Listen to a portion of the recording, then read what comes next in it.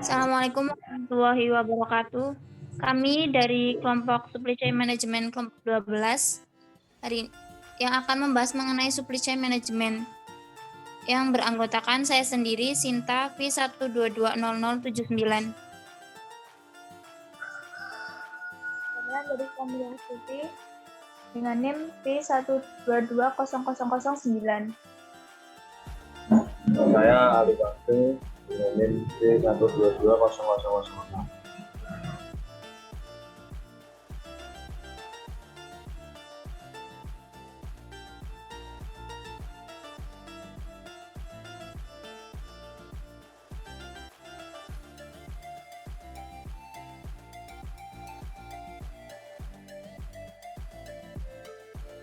Isu-isu teknologi.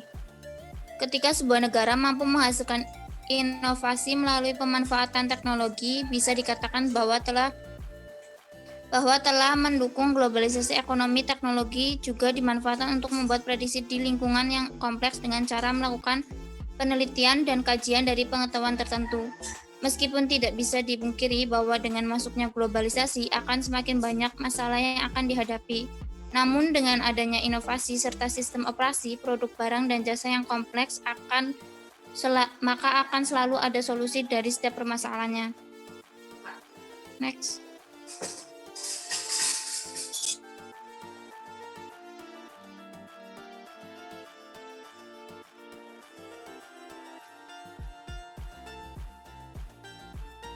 Nama TikTok di Indonesia kian merajai sebuah tren musik dan video kekinian.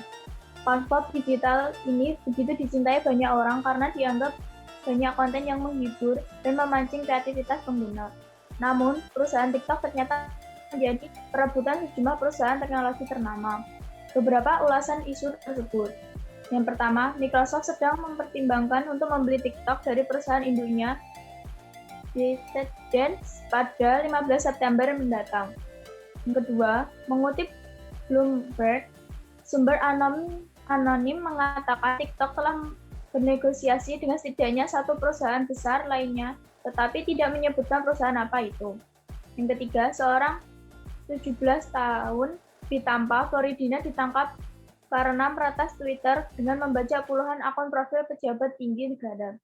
Yang keempat, SpaceX membawa 2 astronot NASA kembali ke bumi menggunakan pesawat ruang angkasa Crew Dragon pada hari Minggu. Administrator NASA mengatakan misi itu menandai era baru dalam penerbangan luar angkasa, karena agensi tersebut sekarang siap untuk membeli penerbangan dari SpaceX. Yang kelima, Facebook telah memblokir selusin akun milik sekutu utama Presiden Brazil Jair Bolsonaro setelah diperintahkan oleh pengadilan tertinggi negara itu, lapor BBC.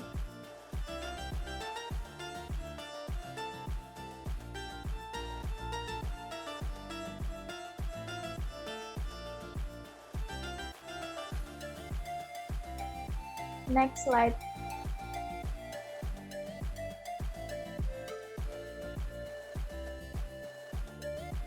Yang keenam, Facebook mengatakan tidak ada pilihan selain mematuhi sekarang, tetapi akan mengajukan banding atas keputusan pengadilan. Yang tujuh, startup hotel yang didukung SoftBank Ohio akan mendapatkan CEO baru. Bloomberg melaporkan Ryoma Yamamoto dilaporkan akan menjadi CEO baru. Yang kedelapan, pemerintah China secara hukum akan mewajibkan semua orang untuk menggunakan nama asli mereka saat main video game. Yang kesembilan, COVID-19 memicu gelombang baru teori konspirasi bagi mereka yang takut akan non-tunai. Suatu posting media sosial mengklaim penurunan pembayaran tunai tidak ada hubungannya dengan virus walaupun telah dibagikan di Facebook dan di Twitter. Yang ke-10, pengguna mouse komputer William English telah meninggal pada usia 91 tahun. The New York Times melaporkan English telah membantu mengembangkan komputer di Stanford sejak 1968. Next slide.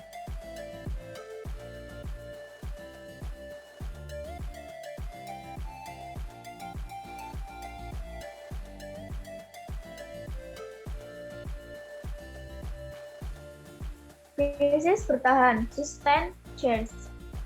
Pada kasus manajemen krisis sari roti termasuk keadaan kategori krisis yang bersifat negara, karena kasus tersebut tiba-tiba tidak terduga dan tidak diharapkan. Boikot akan sari roti di media sosial seperti populernya tagar #boikot sari roti sebagai bentuk tanggapan atau kekecewaan netizen tersebut terjadi secara tiba-tiba dan tak terduga oleh sari roti karena klarifikasi sari roti tersebut dengan harapan untuk memperbaiki citra yang malah terbalik. Karena hal tersebut, produk-produk sari roti menjadi kurang diminati saat itu, sehingga menimbulkan krisis manajemen saat itu, pula secara tiba-tiba. Level perkembangan krisis menurut Stephen Fink, 1986. Yang pertama, masa pre-krisis pre-global krisis stage. Suatu krisis yang besar biasanya telah didahului oleh pertanda pada kasus manajemen krisis sari roti ini. Tidak terjadi masa krisis predomal karena krisis tersebut terjadi secara tiba-tiba. Yang kedua, masa krisis akut, acute crisis stage. Bila pre-krisis tidak dideteksi dan tidak diambil tindakan yang sesuai, maka masa krisis akut akan terjadi. Pada kasus manajemen krisis sari roti ini, masa krisis akut telah terjadi setelah sari roti mengeluarkan pernyataan. Yang ketiga, masa krisis kronis, chronic crisis stage. Masa ini adalah masa pembersihan akibat krisis akut. Pada masa kasus manajemen krisis sari roti, masa krisis kronis dilalui sari roti dengan melakukan rebranding, yaitu dengan merubah kemasan produk. Yang keempat, masa resolusi krisis, crisis resolution stage. Masa ini adalah masa perubahan sehat kembali seperti sedia kala.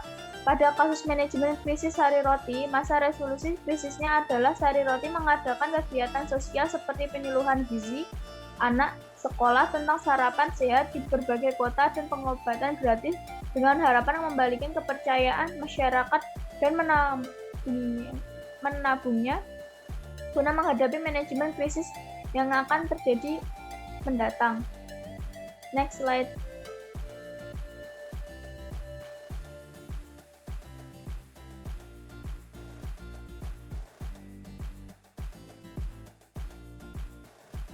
Contoh perusahaan. Dalam proses produksi, perusahaan mengutamakan kecepatan dan efisiensi tanpa mengabaikan kualitas produk yang dihasilkan. Perusahaan melakukan kegiatan produksi secara terus-menerus setiap harinya, yaitu dilakukan 24 jam dalam sehari selama 7 hari untuk setiap minggunya. Dalam hal ini, perusahaan mengatur jam kerja karyawan dalam 3 shift jam kerja setiap harinya agar produksi lebih dapat berjalan. Dikarenakan kegiatan produksi yang berjalan terus-menerus, perusahaan dapat produksi banyak roti harinya, yaitu sekitar 2 juta potong roti setiap hari. Untuk mengefisiensi waktu dan menghemat biaya distribusi, perusahaan membangun pabrik di lokasi wilayah pemasaran produksi. Dalam proses produksi juga dibuat seefektif mungkin, sesuai dengan algoritma operasi di mana mesin-mesin diletakkan berurutan dan berdekatan sesuai urutan proses. Adapun pembuatan roti menggunakan metode sponge and dog mixing, di mana dengan menggunakan metode ini, proses produksi memerlukan waktu yang lebih lama, namun terjamin akan mendapatkan kualitas yang baik. Berkaitan dengan menekan biaya produksi, perusahaan menggunakan strategi mass customization, di mana perusahaan membuat produk yang variatif yang diproduksi dengan tepat dengan harga yang murah. Strategi ini didasarkan dari adanya permintaan konsumen yang tinggi akan variasi sari roti. Sehingga dengan begitu perusahaan berusaha selalu memenuhi kebutuhan konsumen dengan memproduksi roti dalam jumlah besar. Dan tidak lupa dengan menekan biaya produksi agar harga jual produk sari roti terjangkau untuk masyarakat.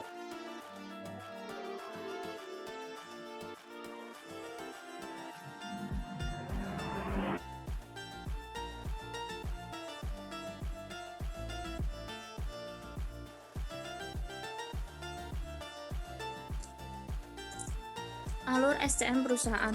Istilah dari supply chain management atau yang bila diterjemahkan menjadi manajemen rantai pemasok tentunya sudah tidak asing lagi bagi orang-orang yang bergelut di dunia ekonomi. Inti dari supply chain management adalah mengenai ketepatan, baik itu ketepatan dari segi waktu maupun dari segi harga.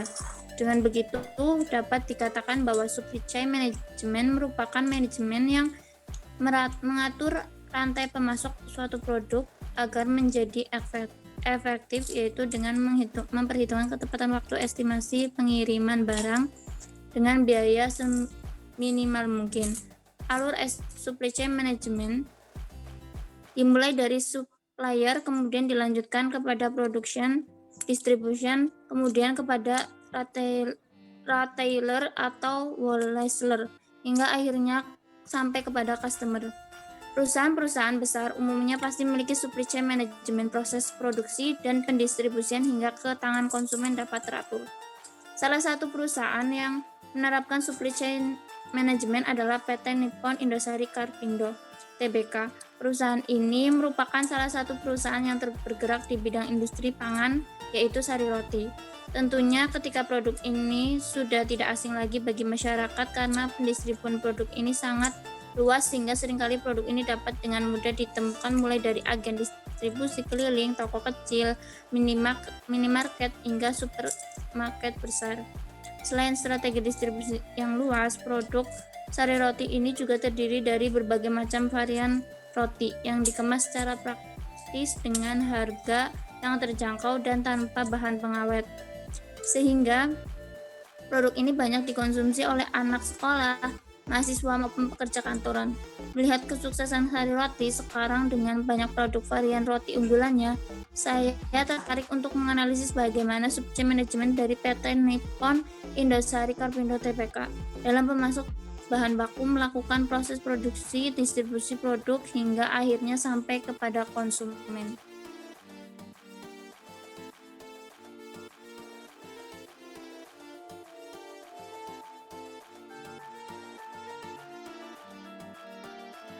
Globalisasi solving.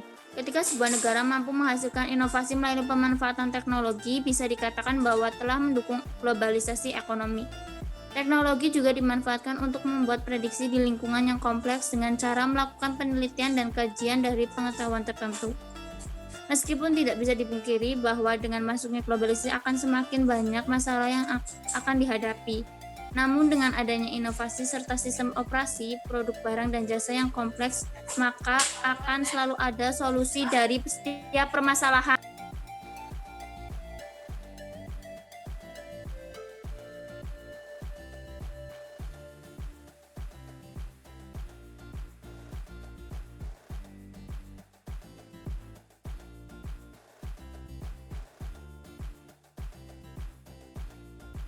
Data dukung.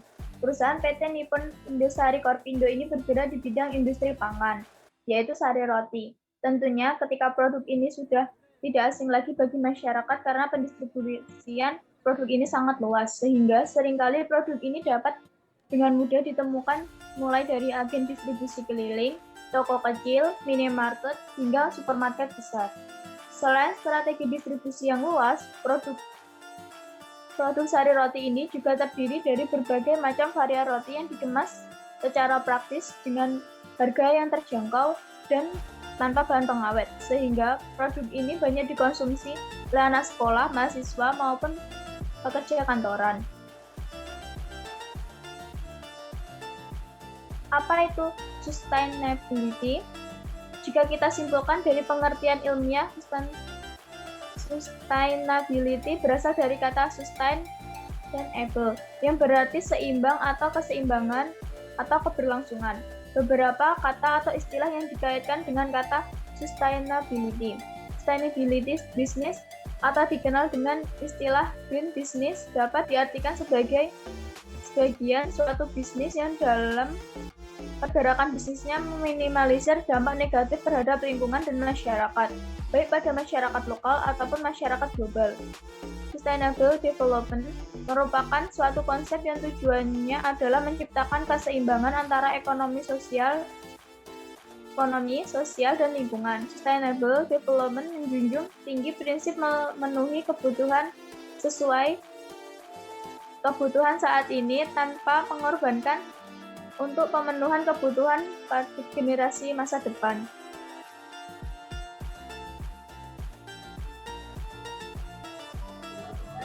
Apa yang dimaksud resiko dan ketahanan? Dipersiapkan oleh David Desenza, Dean Park School of Sustainability, Chatham University, Alan Edwards, Florida Atlantic University, dan Leonard Berry, Florida Atlantic University. Ahli geosains di tempat ada resiko kemungkinan bahwa kita atau populasi kita akan kehilangan dan konsekuensi dari perubahan itu adalah bagian dari kehidupan kita sehari-hari. Seberapa besar risiko yang kita hadapi membantu menginformasikan banyak keputusan harian kita. Seperti apakah akan mengikuti di salju dan di mana membeli makanan. Perilaku naluriah dan pembelajaran kita biasanya membantu kita dengan baik untuk mengelola risiko sehari-hari. Berhasil menangani risiko yang lebih kompleks dan berjangka panjang. Bagaimanapun, membutuhkan penilaian yang lebih canggih dan proses pengambilan keputusan baik untuk individu maupun kelompok. Ketahanan sangat penting untuk hidup di dunia yang penuh dengan risiko. Ketahanan secara historis didefinisikan sebagai kemampuan untuk kembali ke status quo. Kita harus membangun kapasitas untuk menghindari kerusakan dan atau pemulihan dari bencana alam. Ketahanan sangat penting dalam upaya ini, karena itu adalah kapasitas kita untuk menghadapi peristiwa dan kejutan yang memungkinkan. Semua pekerjaan ini didukung oleh bahayanya sendiri dan geosains adalah salah satu dari beberapa disiplin ilmu yang diperlukan untuk memahami risiko alam. Memiliki keahlian dalam geosains penting untuk mengembangkan strategi adaptasi dan mitigasi risiko.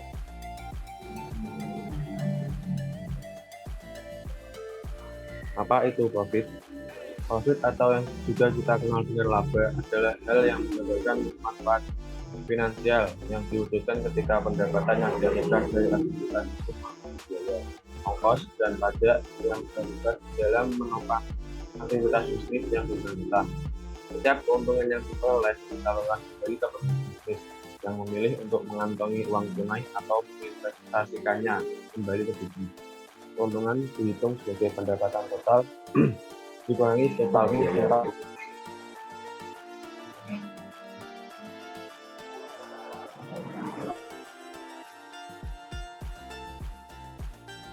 PT Nippon Indosari Karpindo Tpk Roti sebagai produsen roti dengan merek Sari Roti membuktikan kenaikan pendapatan pada semester 1 tahun 2020.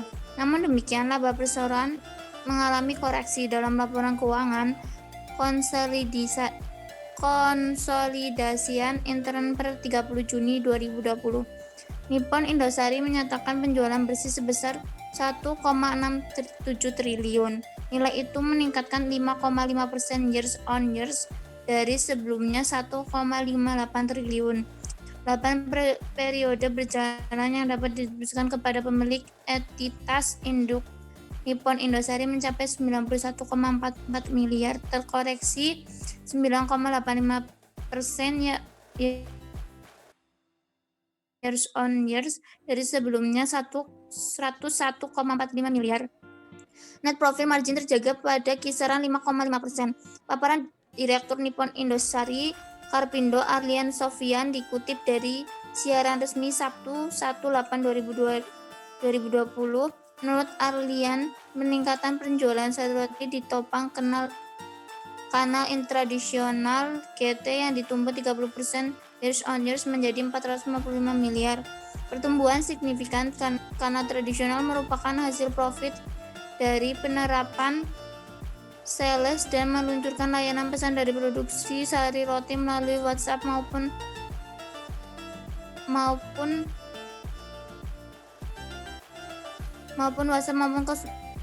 Chatbot. Sementara itu, kanal modern MT tetap memberikan kontribusi terbesar terhadap penjualan semester 1 2020 yakni 1,17 triliun.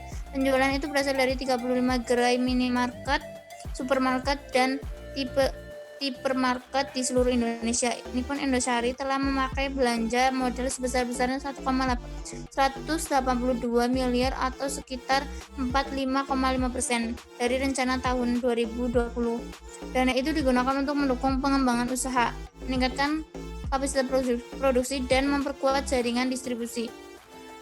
Perusahaan juga melakukan pembangunan pabrik baru di Banjarmasin dan Pekanbaru yang ditargetkan untuk beroperasi pada akhir 2020. Secara umum, dampak pandemi COVID-19 dapat dirasakan pada berbagai industri termasuk sektor makanan dan minuman. Meskipun demikian, hingga saat ini tidak berdampak signifikan terhadap kinerja operasional Nippon Indosari. Kami senantiasa melakukan analisa komprehensif terhadap daya beli, pola konsumsi, pola belanja, dan pola aktivitas masyarakat Indonesia agar dapat menentukan strategi yang tepat dalam menangkap prospek pertumbuhan permintaan produk sari roti yang kuat di Indonesia, serta menghadapi tantangan usaha dan ketidakpastian pandemi COVID-19. Papar Arlina, seluruh kegiatan perusahaan baik operasional maupun perkantoran dengan tertib menerapkan protokol kesehatan COVID-19 serta mengedepankan standar tinggi kesehatan dan keselamatan kerja.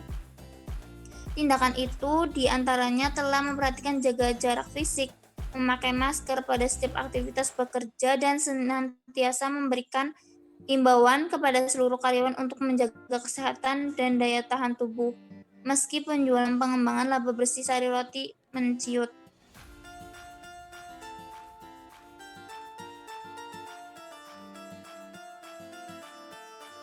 Sekian presentasi dari kelompok 12 Supply Chain Management. Kurang lebihnya kami mohon maaf. Wassalamualaikum warahmatullahi wabarakatuh.